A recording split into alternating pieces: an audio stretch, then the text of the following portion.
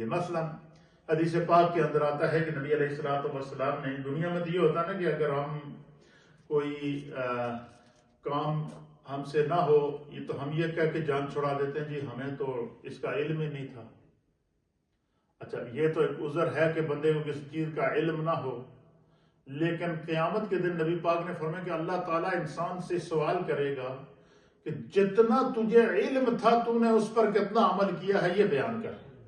یہ سوال یعنی الٹا ہو کر دنیا میں ہم جان چھڑا لیتے ہیں، لیکن قیامت میں جو سوال ہوگا کہ اللہ تعالیٰ نے جتنا تجھے دین کا علم دیا ہے تو نے اس پر کتنا عمل کیا ہے یہ بیان کر۔ تو اللہ نے تمہیں زندگی دی ہے تو نے اسے کیسے گزارا ہے یہ بیان کر۔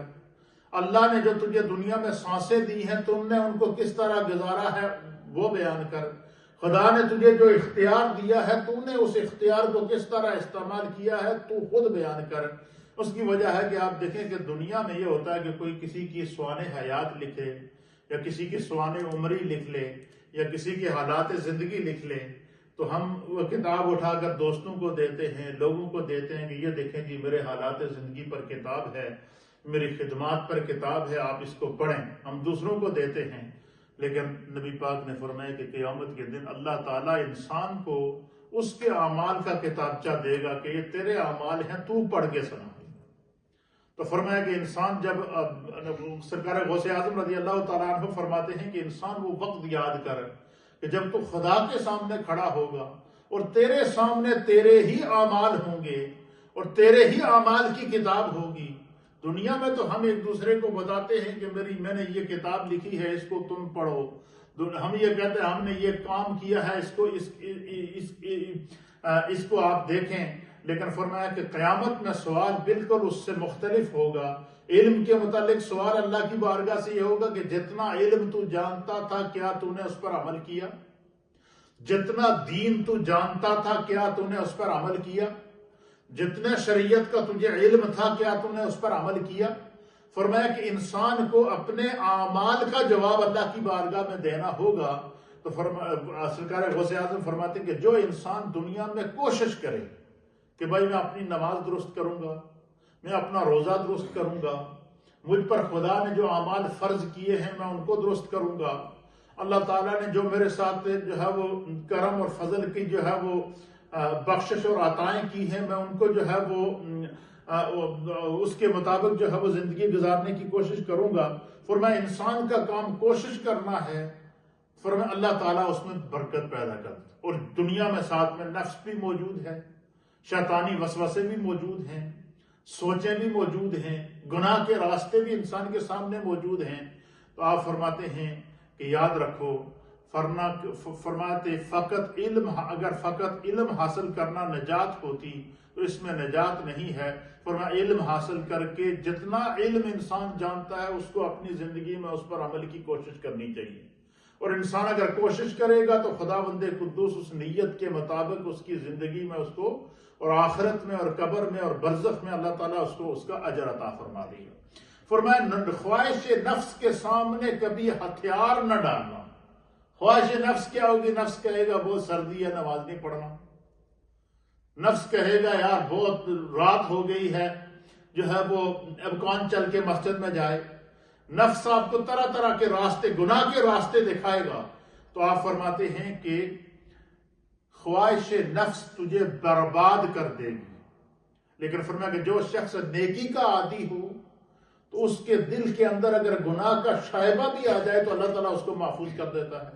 اس کے اوپر سرکار غوث اعظم رضی اللہ تعالیٰ عنہ دلیل دیتے ہیں کہ اللہ تعالیٰ نے قرآن کریم فرقان مجید میں فرمایا کہ ان الصلاۃ تنہا عن الفحشاء والمنکر۔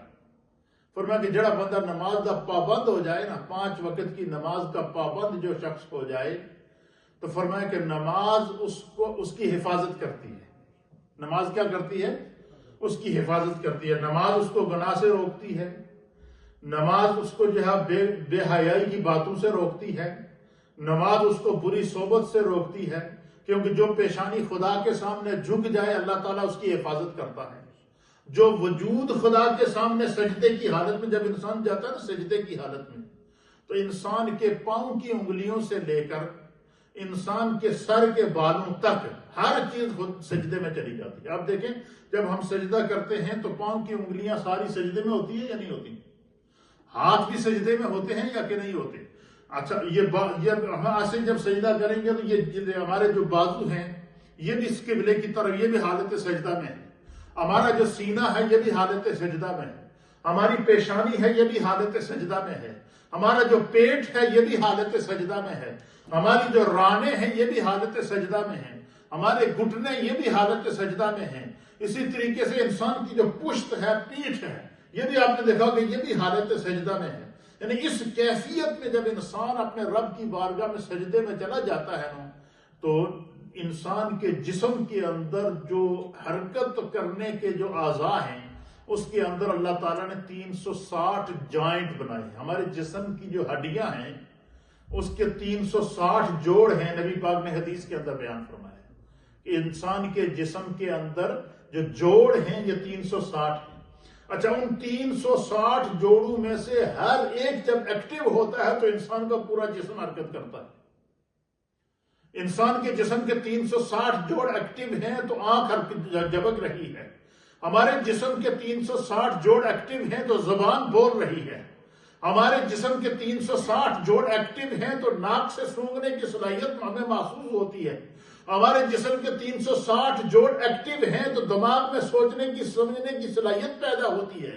ہمارے جسم کے اندر 360 جوڑ ایکٹیو ہیں تو ہمیں اپنے جسم کے اندرونی حالات کا